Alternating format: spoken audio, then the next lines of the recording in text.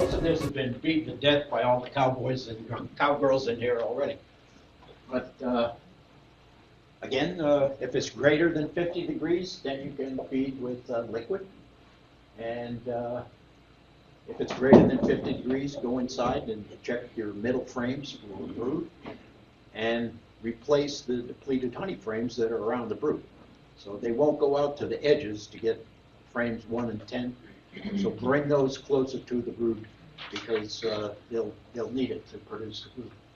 1-to-1 sugar syrup could be delivered in a Boardman feeder, which is outside on the entrance, or in a frame feeder. A good thing about a frame feeder is it sits inside the hive, and you can hold about a gallon, and it's warm.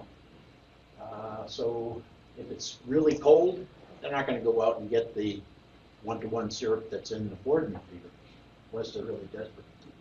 And as Warren Graham would said, if you feed them for 1 or 2 weeks, now or in early April, it'll give them a boost, but only for 1 or 2 weeks.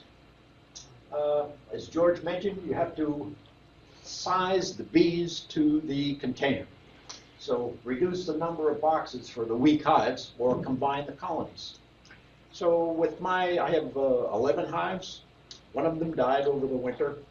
So I cleaned that out and I took a nuke that I had. It was a robust nuke, so it took all 10 frames and put them into a single box in that hive, and they're doing fine. They're making brood right now. I have another hive that's it was in a double deep, and it had a super on the bottom, and it wasn't very populated with bees. It had some winter kill. I think it was probably a little too wet in there. So I took the super off. I reduced it down to 1 deep, and those bees had no brood in them.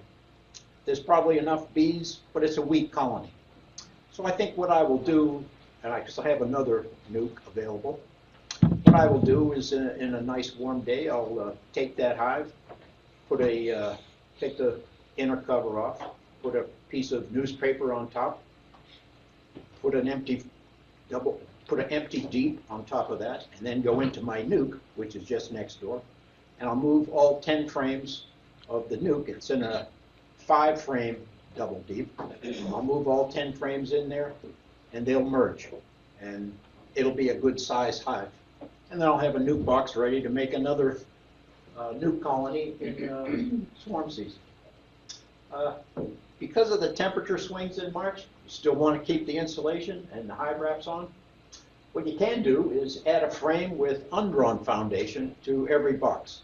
So we've talked in the past about the toxicity of old frames and how the cells get smaller, the bees get smaller, honey production goes way down.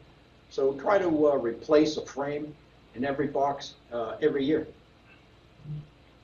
Let's see. Wait until April to switch deeps. It's way too cold now. Don't go fooling around. Not too much cowboy beekeeping going on now. Any questions? When Good you luck say with your own cowboy beekeeping. When you say switch deeps, you mean reverse? Reverse the deep. Yeah. Yeah. Because bees like the brood chamber likes to go up and out.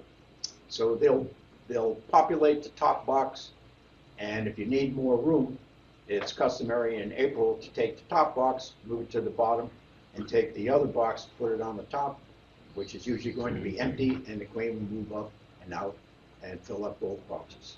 Alternatively, what you can do is selectively take sealed brood and put it down below in that box. That's also a good way to manage swarming impulses.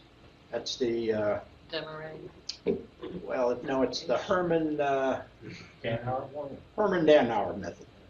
Take the sealed brood from the top box, put it down below in the middle, and gradually build it out, and you just keep replenishing new frames in the top box, and the queen will be happy, and the bees will be happy. They won't run out of space.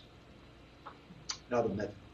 George. So what's the update on growing degree days this year? Did you look recently? Yeah, it's over 100. Everybody should have brood, except maybe the northernmost regions. But for me, it was probably around mid-February. Is when we hit 100? they won't hit 100.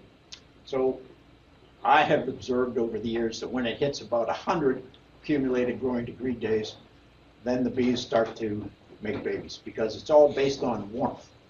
It's not based on food availability. It's not based on pollen and honey in the hive. It's based on warmth. So once the whole earth warms up in the spring, depending on how warm it gets, how early, they'll start to make babies. So right now, everybody should be making babies in their hives. Yeah. This time of year, when I first inspection, I look for any empty boxes on the bottom. In other words, no bees in it, really. You did what? I look for empty boxes at the bottom of the hive. Oh, sure. I take them off, Yep. and I put a cleaned up box. And if you have any honey left over from somewhere, I put that in there. At the bottom, I like the brood to be not right at the bottom. I do it all medium, especially. So I don't like the medium with the queen right on this time of year, right at the bottom. Yeah, So I would put a move them cleaned down up there. box with some honey on it, and then the boxes with the queen. Yeah, they can always run down and get the honey and Right. come back up. Yeah. Yeah. It keeps So a little way too warm. early to, switch boxes. They like it at the top where it's warm, because they're And I all sit cranking out, it to I be have a chair in the 95. apiary. I sit there and scrape the frames and listen to a bee podcast. Yeah. Yeah, and if you have a hive that has a lot of honey in it, and you don't want to spin that out, because sometimes if the hive is too congested with honey, you want to get rid of that when they're bringing in new nectar, because you don't want to sell sugar syrup honey. So you can always open up the hive a little bit. If you have corks in the boxes, if you have a vent you can adjust on the top, open those vents up, let more cold air in, they'll eat more honey to keep it warm in there. That's one way of getting rid of the honey. Or you can save it and give it to a weak hive. As the cowboys know, you can do all kinds of things. Thank you. Thank you.